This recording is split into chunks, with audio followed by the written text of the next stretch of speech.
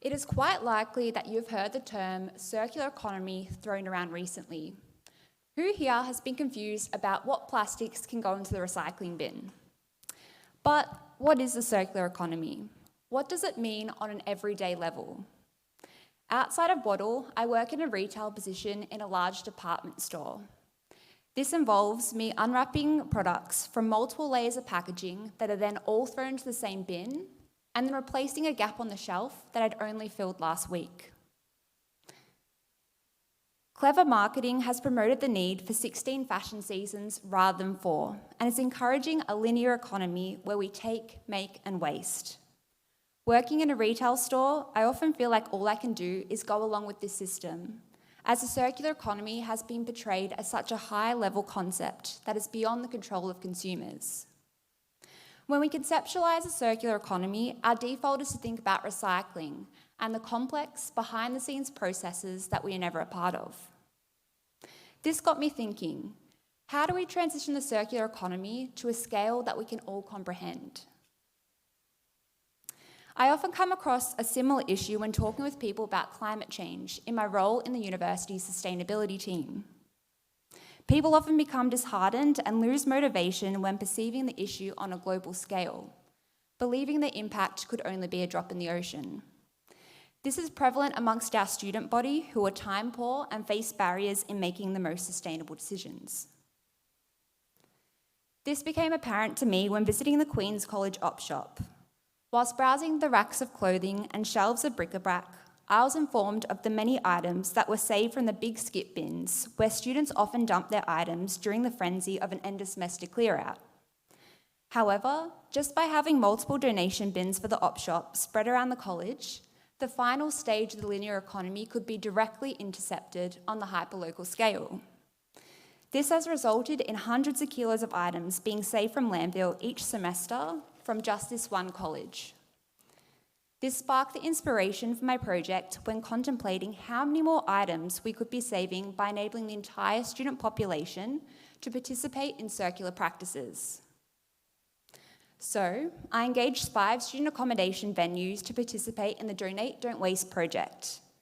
This involved enabling students to donate their household items, namely clothing, bedding, kitchenware, e-waste, and stationery, by setting up collection stations in high-traffic areas within their accommodation venue, particularly near the bin room.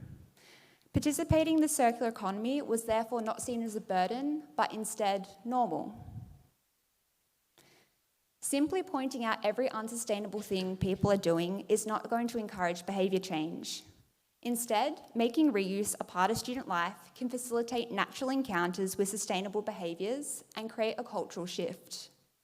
Examples of this were turning the collection stations into swap shops, where there was a natural cycle of reuse within the venues, as well as having free shops set up at places and times convenient for our students. This proved largely successful, and with the help of student volunteers, we quantified this approximate amount of items from just 2 months of collections.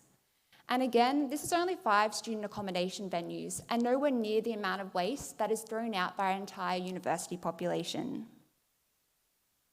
To then extend this place-based change to the university community, we hosted a thrift market and circular economy fair, where the collected items were redistributed to students. This had 2 functions. 1, to highlight that sustainability can be fun and accessible.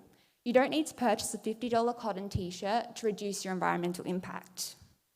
And 2, students incidentally encountered 11 sustainability organisations who hosted information stalls to debunk the mysteries of the circular economy, whether it be reducing waste at the source, selling products made out of recycled materials, or fixing the items that they already had at a repair cafe.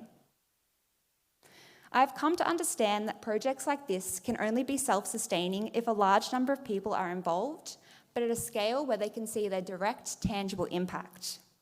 However, the scale of impact does not need to be contained, and so moving forward, I hope to support more colleges to enable circular practices, along with scoping out a university-wide op shop with the aim to inspire other universities to challenge the issue of waste at an approachable level. Having now finished the Wattle Fellowship, I'll carry these insights into my future career, particularly the value of having multiple people's perspectives to understand the barriers to change, but also the opportunities to make whatever endeavours I pursue more meaningful and impactful.